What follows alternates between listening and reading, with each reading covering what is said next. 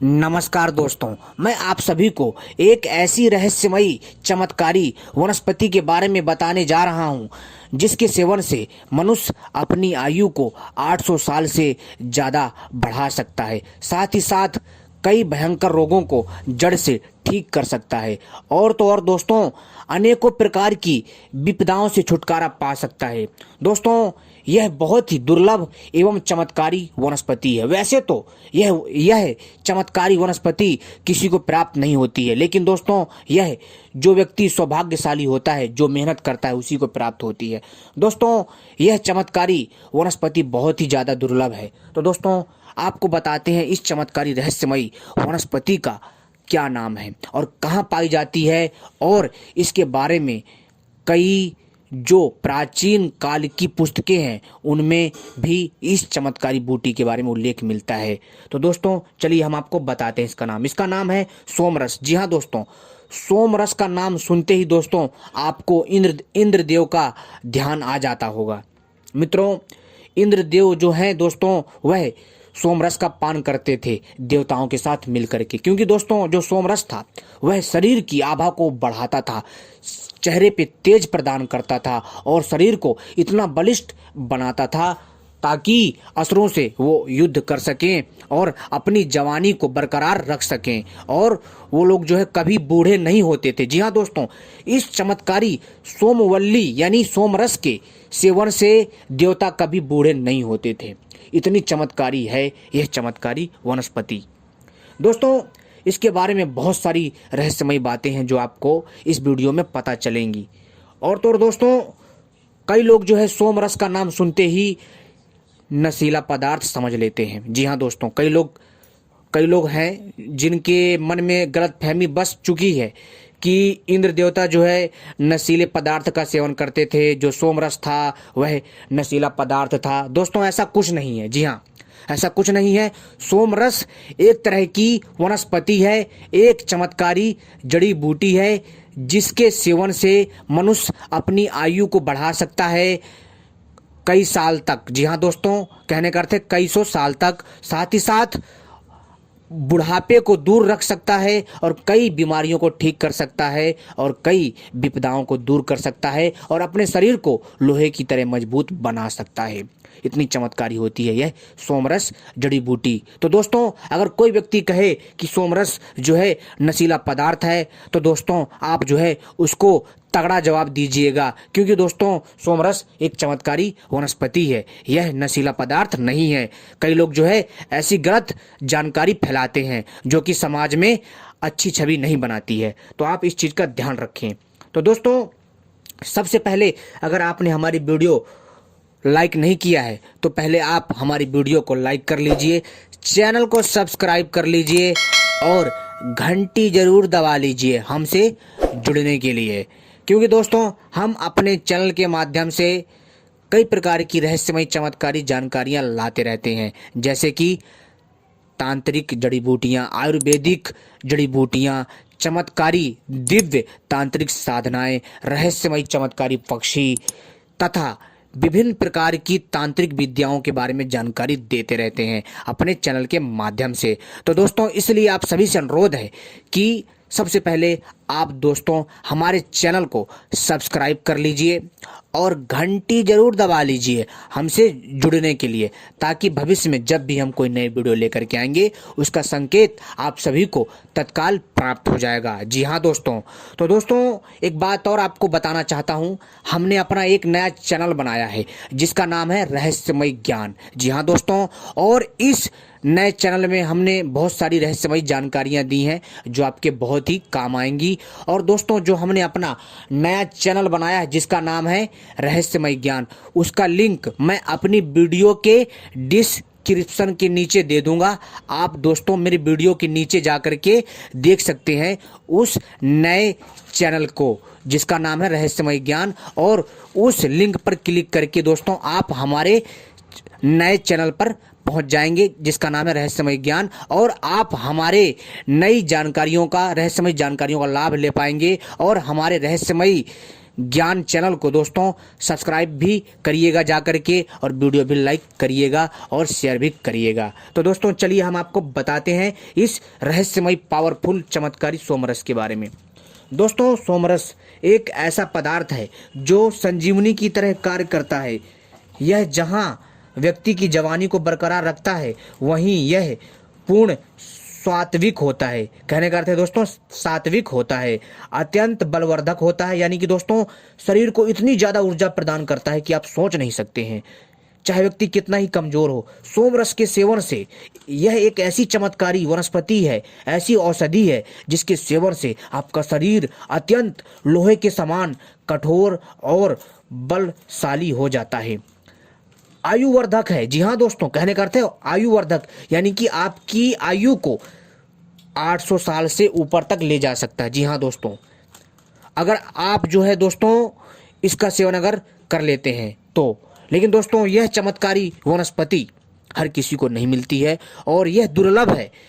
यह दोस्तों बहुत ही कम अब देखने को मिलती है। और दोस्तों इसके बारे में क्या है इसकी पहचान और यह कहाँ कहाँ पाया जाता है वो भी हम बताएंगे अपनी इस वीडियो में। तो दोस्तों इस वीडियो को पूरा अंत तक देखिएगा, तभी आपके समझ में आएगा।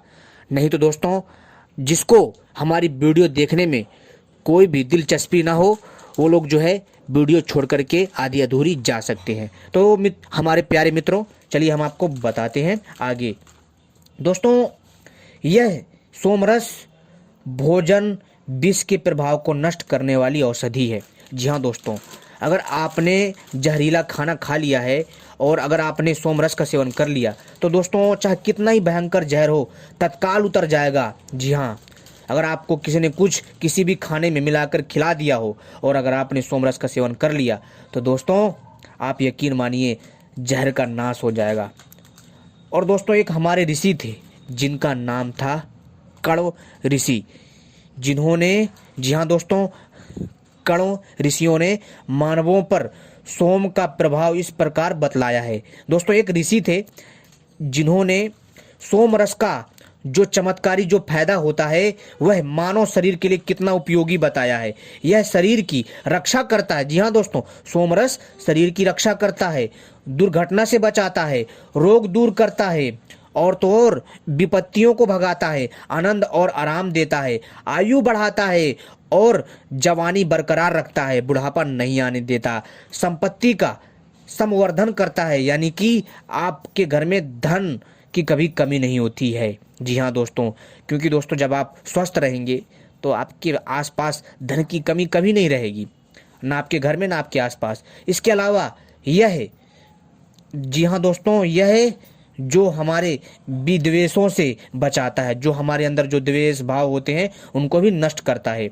जी हाँ, शत्रुओं के क्रोध और द्वेष से रक्षा करता है, उल्लासपूर्ण विचार उत्पन्न करता है, यानी कि आपको हर पल चुस्ती प्रदान करता है, आपको शांति प्रदान करता है और आपके मस्तिष्क को इतना तीव्र और बुद्धिमान बता देता है, यानी बना देता है, जो आपको किसी भी समस्या से निपटने में कारगर होता है।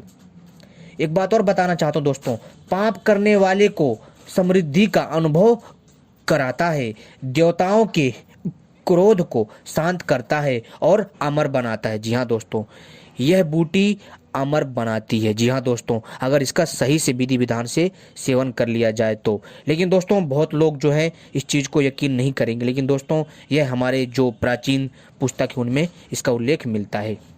दोस्तों सोम विप्रो, जी हाँ दोस्तों, सोम विप्रत्व और ऋषि तत्व का सहायक है। सोम अद्भुत स्फूर्तिदायक, ओजवर्धक तथा घावों को पलक झपकते ही भरने की क्षमता रखता है।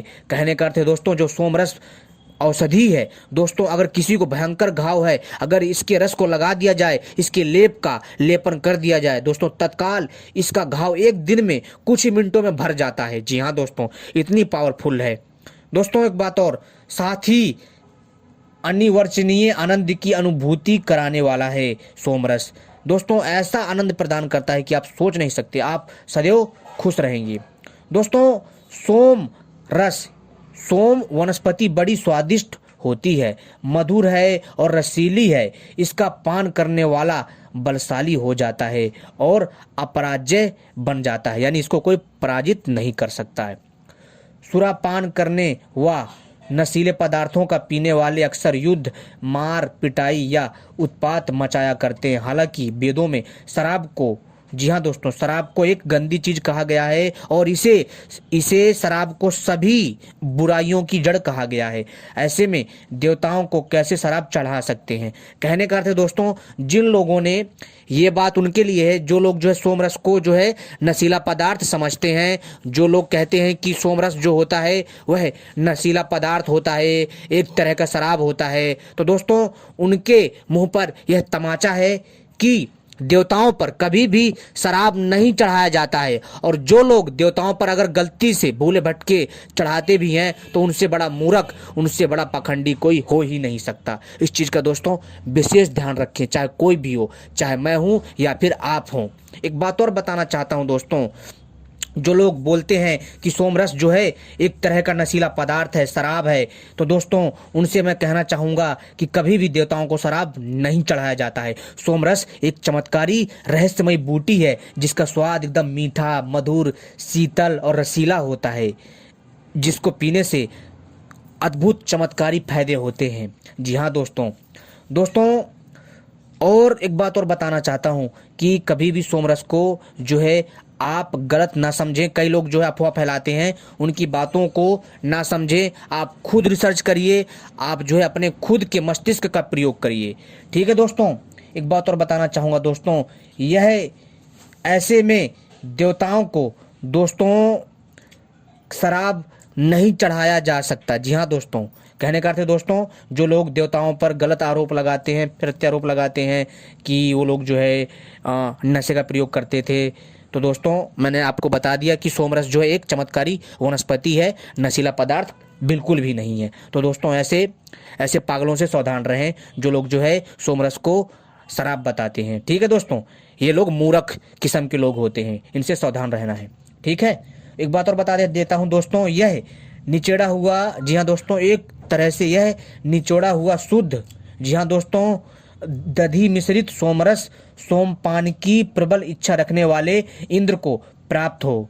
हे वासुदेव, यह निचोड़ा हुआ सोमरस तीखा होने के कारण दुग्ध में मिश्रित करके तैयार किया गया है। आइए और इसका पान किए। दोस्तों ऋग्वेद में इसके बारे में बताया गया है कि इंद्रदेव जो हैं, जो इस चमत्कारी रस का जो प्रयोग करते हैं, जो सेवन करते हैं, वो दोस्तों इसका इस्तेमाल दूध के साथ वो करते थे मिश्रित करके, और भी ज़्यादा इससे बल बढ़ जाता था। किसका दोस्तों? इंद्रदेव का। दोस्तों एक बात और हम आपको बताते हैं, जी हाँ दोस्तों, कि क्या है दोस्तों कि नीचे की ओर बहते हुए जल के समान प्रवाहित होते सैकड़ों घड़े सोमरस में मिले हुए हजारों घड़े दुग्ध मिल करके इंद्रदेव को प्राप्त हों। दोस्तों ऐसा दोस्तों जो हमारे जो शास्त्र हैं, जो प्राचीन पुस्तकें, उनमें उल्लेख मिलता है। जी हाँ दोस्तों, दूध और सोमरस के मिला करके भी सेवन करने के उल्लेख मिलते हैं। इन सभी मंत्रों में सोम में दही और दूध को मिलाने की बात कही गई है। ठीक है दोस्तों, जबकि यह सभी जानते हैं कि शराब में दूध और दही नहीं मिलाया जा सकता। भांग में तो दूध मिलाया जा सकता है लेकिन दही नहीं। लेकिन यहाँ यह एक ऐसे पदार्थ का वर्णन किया जा रहा है जिसमें दही भी मिलाया जा सकता है। अतः यह बात स्पष्ट हो जाती है कि सोमरस जो भी हो, लेकिन वह शराब या भांग तो नहीं थी और जिससे नशा भी नहीं होता था, अर्थात वह हानिकारक वस्तु तो नहीं थी, क्योंकि दोस्तों देवताओं के लिए समर्पण का यह मुख्य पदार्थ था। अनेक यज्ञों में इसका बहुविधि उपयोग होता था। सबसे अधिक सोमरस पीने वाले इंद्र और वायु हैं। जी हाँ दोस्तों, जो इंद्र देवता थे और जो वायु देवता थे, पूषा आदि को भी यदा कदा सोम अर्पित किया जाता है। सोमलताएं पर्वत श्रृंखलाओं में पाई जाती हैं। दोस्तों सुन लीजिए, जो सोमलताएं होती हैं, जो सोमरस नामक वनस्पति होती है, जो सोमवल्ली नामक चमत्कारी वनस्पति होती है, सोमलताएं पर्वत की जो ऊंची ऊंची पहाड़ियां होती हैं, चोटियां होती हैं, श्रृंखलाएं होती हैं, वहां पाई जाती हैं। राजस्थान के, जी हाँ दोस्तों सुनते जाइए, जहां जहां ये पाई जाती है, राजस्थान के, जी हाँ दोस्तों, यह जो है राजस्थान के अर्बुद, उड़ीसा के महेंद्रगिरी पर्वत और विंध्याचल, मलया आदि के अनेक पर्वतीय क्षेत्रों में इसकी लताओं के पाए जाने के जिक्र हैं। कुछ विद्वान मानते हैं कि अफगानिस्तान की पहाड़ियों पर ही सोम का पौधा पाया जाता है। यह बिना पत्तियों का गहरे बादामी रंग का होता है। तो दोस्तों मैं आपको यहाँ पर उस पौधे का रंग रूप भी बताते हुए जा रहा हूँ। अध्ययनों से पता चलता है कि वैदिक काल के बाद यानी ईसा के काफी पहले ही इस वनस्पति की पहचान मुश्किल होती गई। ऐसा भी कहा जाता है कि सोम अनुष्ठान करने वाले लोग ने इसकी जानकारी आम लोगों को नहीं दी, उसे अपने तक ही सीमित रखा और कालांतर में ऐसे अनुष्ठानी लोगों की पीढ़ी परंपरा के लुप्त होने के साथ ही सोम की पहचान भी मुश्किल होती गई। जी हाँ दोस्तों, आपने देखा होगा जो सोमरस है, जो सोमवल्ली चमत्कारी वनस्पति है, तो दोस्तों क्या था कि अब इस वनस्पति की जो पहचान है वो करना अब थोड़ी मुश्किल है। लेकिन दोस्तों अगर कोई इसको ढूंढ लेता है जो मैंने रंग रूप बताया उसके अनुसार, तो दोस्तों निश्चित ही वह व्यक्ति बहुत ही सौभाग्यशाली माना जाएगा और बहुत ही ज़्यादा वह व्यक्ति धनवान बन जाएगा और दोस्तों उसको वो चीज़ प्राप्त हो जाएगी जो कभी उसने सपने में नहीं सोचा होगा। इतनी ज़्यादा चमत्कारी होती है यह सोमरस चमत्कारी बूटी। तो दोस्तों एक बात और यहाँ बताना चाहूँगा कि संजीवनी बूटी, कुछ विद्वान इसे ही संजीवनी बूटी कहते हैं। सोम को ना पहचान पाने की विवशता का वर्णन रामायण में मिलता है, यानी उल्लेख रामायण में मिलता है। हनुमान 2 बार हिमालय जाते हैं, यानी हनुमान जी 2 बार हिमालय जाते हैं, एक बार राम और लक्ष्मण दोनों की मूर्छा पर और एक बार केवल लक्ष्मण की मूर्छा पर, मगर सोम की पहचान न होने पर पूरा पर्वत ही उखाड़ लाते हैं। दोनों बार लंका के वैद्य सुषेण ही असली सोम की पहचान कर पाते हैं, ऐसा दोस्तों बताया जाता है। लेकिन दोस्तों यहाँ पर कुछ बात आपको समझने की आवश्यकता है। हनुमान जी जो थे वह स्वयं एक वैद्य थे, जी हाँ दोस्तों। और जो दोस्तों ये बताया गया है कि जो वैद्य सुषेण था, जो लंका का वैद्य था, केवल इसी को ही बूटी पता थी। लेकिन दोस्तों ऐसा नहीं है, स्वयं हनुमान जी भी वैद्य गिरी जानते थे। ठीक है दोस्तों, तो दोस्तों इसमें थोड़ी यहाँ मिलावट हो गई है, तो आपको इस चीज़ को समझना है। ठीक है, यदि हम ऋग्वेद के नीचे, जी मतलब कहने का अर्थ है दोस्तों, यदि हम ऋग्वेद के 9वें सोम मंडल में वर्णित सोम के गुणों को पढ़ें तो यह संजीवनी बूटी के गुणों से मिलते हैं। इससे यह सिद्ध होता है कि सोम ही संजीवनी बूटी हो सकती है। ऋग्वेद में सोम रस के बारे में कई जगह उल्लेख वर्णन मिलता है। एक जगह पर सोम की इतनी उपलब्धता, जी हाँ दोस्तों, एक जगह पर सोम की इतनी उपलब्धता और प्रचलन दिखाया गया है कि इंसानों के साथ साथ गायों तक को सोमरस भरपेट खिलाएं और पिलाए जाने की बात कही गई है। जी हाँ दोस्तों, इफेड्रा, कुछ वर्षों पहले ईरान में इफेड्रा नामक पौधे की पहचान कुछ लोग सोम से करते थे। एफेड्रा की छोटी छोटी टहनियाँ बर्तनों में दक्षिण पूर्वी तुर्कमेनिस्तान में तोगोलोक 21 नामक मंदिर परिसर में पाई गई है। इन बर्तनों का व्यवहार सोमपान के अनुष्ठान में होता था। यद्यपि इस निर्णायक साक्ष्य के लिए खोज जारी है, हालांकि लोग इसका इस्तेमाल यौनवर्धक दवाई के रूप में करते हैं। ईरान और आर्यवर्त, जी हाँ दोस्तों एक बात आपको बता देना चाहता हूँ यहाँ पर, आर्यवर्त संपूर्ण भारत को कहा जाता था। जी हाँ दोस्तों, और उस काल में आर्यवर्त के अंडर अफगानिस्तान हो, आपका ईरान हो, इराक हो, दोनों उस टाइम पर आप कह सकते हैं कि आज का भारत कई वर्षों पहले आर्यवर्त हुआ करता था। भारत का जो प्राचीन नाम है वह आर्यवर्त है। और दोस्तों इसकी जो सीमाएं थी वो दोस्तों ईरान से दूर दूर तक थी। जी हाँ दोस्तों, यूरोप, एशिया, जी हाँ दोस्तों, अफ्रीका तक फैला हुआ था आर्यवर्त। इतना विशाल था हमारा आर्यवर्त।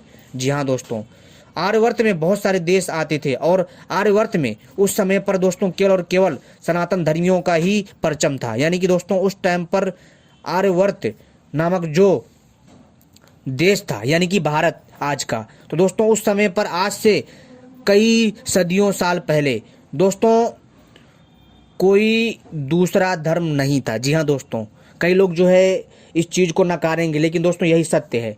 सनातन धर्म से पहले कोई दूसरा धर्म नहीं था। जी हाँ दोस्तों, और मैं आपकी जानकारी के लिए बता देना चाहूँगा, अगर फिर भी किसी को मन में कोई मनसा है तो दोस्तों वह जो है गूगल पर जाकर सर्च कर सकता है। ठीक है दोस्तों, और उसको वहाँ जानकारी मिल जाएगी कि सबसे पहला और सबसे प्राचीन धर्म कौन सा है। तो दोस्तों वह था सनातन धर्म।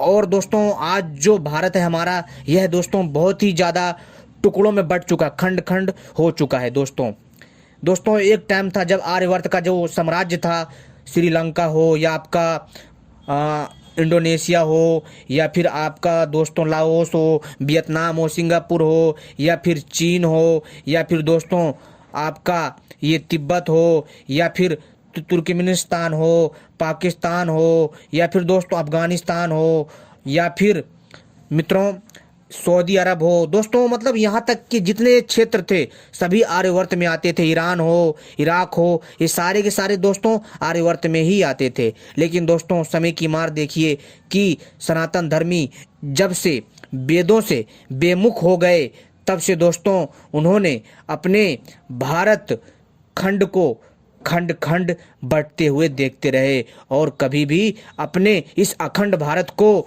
जो है दोस्तों अखंड ना बना सके। तो दोस्तों खैर ये बातें बहुत पुरानी हैं, हम इस सब पर न जा कर के हमने आपको इसलिए यह बताया है ताकि आपको सही से पता चल सके कि उस टाइम का भारत बहुत ही विशाल हुआ करता था। तो दोस्तों माना जाता है कि सोमपान की प्रथम मतलब कहने का अर्थ है दोस्तों प्रथम प्रथा केवल भारत ईरान के वह इलाके जिन्हें अब पाकिस्तान अफगानिस्तान कहा जाता है, यहीं के लोगों में ही प्रचलित थी। इसका मतलब पारसी और वैदिक लोगों में ही इसके रसपान करने का प्रचलन था। इस समूचे इलाके में वैदिक धर्म का पालन करने वाले लोग ही रहते थे।